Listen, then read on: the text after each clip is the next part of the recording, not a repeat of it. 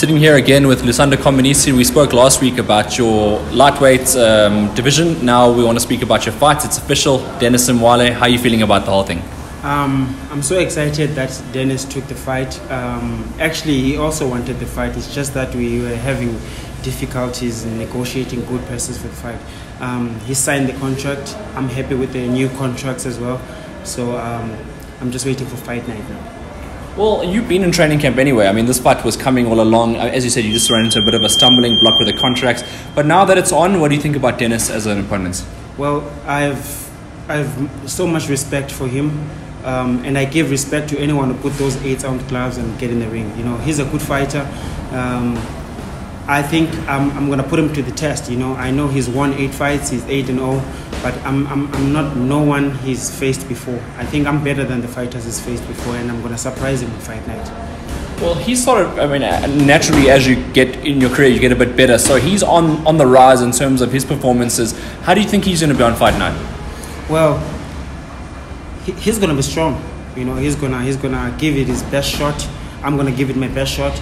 You know, like I said, I've got respect for him, and I'm not going to overlook him, but I know I'm going to come out victorious on fight night, and that's my dream, that's my goal, and that's the vision right now. Me and my coach are looking at fighting him, and then we've got other fights lined up after him. Well, that's the thing, right? So, I mean, as you said, you got ambitions for the future as well, but surely Dennis is a bit dangerous as well, even locally. I mean, obviously you can't travel right now, but is he a dangerous fight for you? Every fight is a dangerous fight. You know, every fight is a dangerous fight. You know, like I said, he's 8-0. He is dangerous. He's an animal. My job is to make sure that on fight night he gets his first loss. That's my aim. That's my goal. And like I said, he is dangerous, but I'm more dangerous than him. I've got bigger guns than him, and it's going to depend on who's going to land the first shot and then make it a nice fight. Well, let's go more in depth with that topic. You said that you got a little bit more to your game than him. What makes you better than him? I think my experience will speak for me in that fight. You know, I've done more rounds than he did. I've won 10, 12, and even though it's been a long time, I've done that. I think I still have the experience to put up new things and create traps for him. I'm gonna go there and set traps for him, and he won't see what he did. Talk to us a little bit about your experience, because I mean, you are known as the schoolboy. You told me that a week ago. You have been boxing since how old? Since I was 8. Since you were 8 years old? Since I was 8 years old. I was named the schoolboy in East London by my mom, actually, because I first became the provincial champion when I was still in high school. So I was always like late for fights, and I have to start in school on Fridays and then run to the arena, and I would always show up in my uniform. So most people know me as the schoolboy back then. So when I moved up to Johannesburg, and then the late Nick Durant said I reminded him of how the Mexicans fight, so he named me the Mexican. All right, and then obviously another thing that I also said is that you have power. Is this something that you're going to be bringing into this fight? Do you think that you obviously think you're going to win, but do you think you will knock Dennis out? I don't want to put that. I don't want to get that. I don't want to let that get over my head. I don't want to go there and say I've got power, I'm going to knock him out. No, I'm going to go there, and then I'm going to go and display good boxing. But the aim is to win. Actually, the aim is to win. The power will tell at the later rounds if we make it to the later rounds. It is going to tell. I know I do have power, but I won't let that get over. Well, that's why I bring it up, because a lot of people, when they hear your name, the first thing they associate it is power. But you got a little bit more to your game, don't you? Yes, I've got more. I've got skills, and I'm happy to face someone like Dennis. He's been winning, so he's in a good form to do it again.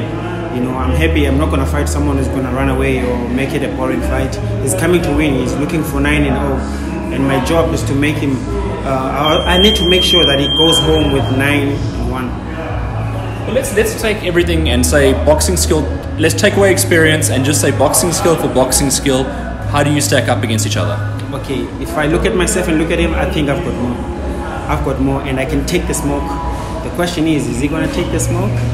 Because I'm there to give him smoke.